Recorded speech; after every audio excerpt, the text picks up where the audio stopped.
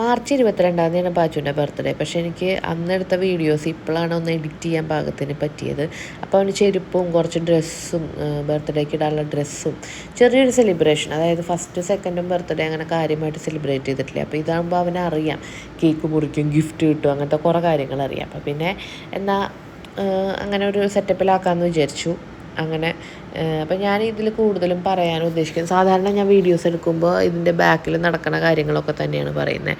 ഇന്നെന്ന് വെച്ച് കഴിഞ്ഞാൽ ഞാൻ പാച്ചുവിനെ കുറിച്ചാണ് പറയുന്നത്. പാച്ചു എൻ്റെ ജീവിതത്തിൽ എത്ര ഇമ്പോർട്ടൻ്റ് ആണ്. ഓഫ് കോഴ്സ് ഒരു മകൻ എന്ന് പറയുമ്പോൾ അച്ഛനും അമ്മയ്ക്കും ഭയങ്കര ഇമ്പോർട്ടൻ്റ് ആയിരിക്കും. ഞാൻ അതല്ല പറയുന്നത്.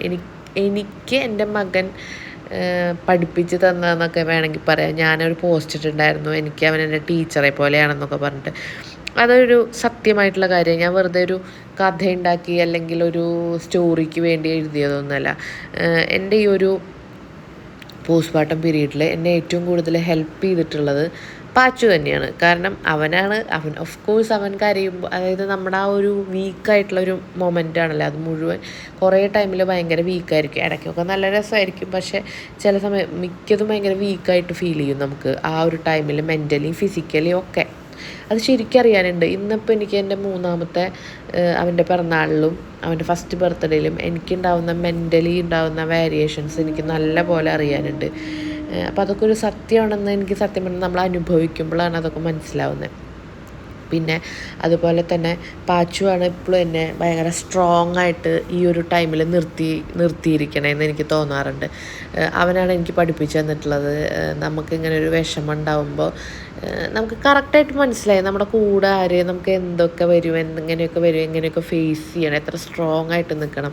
പിന്നെ നമ്മൾ പാച്ചുവിനെ നോക്കുമ്പോൾ എനിക്ക് തോന്നുന്നു ഞാൻ തന്നെയാണ് അവൻ്റെ കൂടെ ഏറ്റവും സ്ട്രോങ് ആയിട്ട് നിൽക്കേണ്ടത്. അങ്ങനെ ഞാൻ പലപ്പോഴും സ്ട്രോങ് ആവാൻ കാരണം അവനായിട്ട് എനിക്ക് ഫീൽ ചെയ്തിട്ടുണ്ട്. അപ്പം ഞാൻ ഭയങ്കര ബ്ലെസ്ഡാണ്. ഞാൻ അവനോട് ഭയങ്കര ഗ്രേറ്റ്ഫുള്ളാണ്.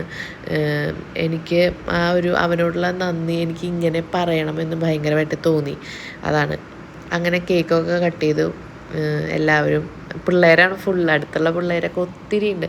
പിള്ളേരെയാണ് ഞങ്ങൾ വിളിച്ചത് ഏറ്റവും കൂടുതൽ. അപ്പോൾ അവരെല്ലാം വലിയ കേക്ക് ആയതുകൊണ്ട് എല്ലാവരും അത് മുഴുവൻ കഴിച്ച് നല്ലൊരു ഫണ്ണായിട്ടുള്ള ഒരു സമയമായിരുന്നു. അതൊക്കെ കഴിഞ്ഞ് അവന് കുറേ ഗിഫ്റ്റൊക്കെ കിട്ടി. അതുപോലെ തന്നെ ഞാനും അവന് ഗിഫ്റ്റ് കൊടുത്തു. അവനും അതെ ആദ്യമായിട്ടുള്ളൊരു അനുഭവം ആയതുകൊണ്ട് ഭയങ്കര എക്സൈറ്റഡ് ആയിരുന്നു.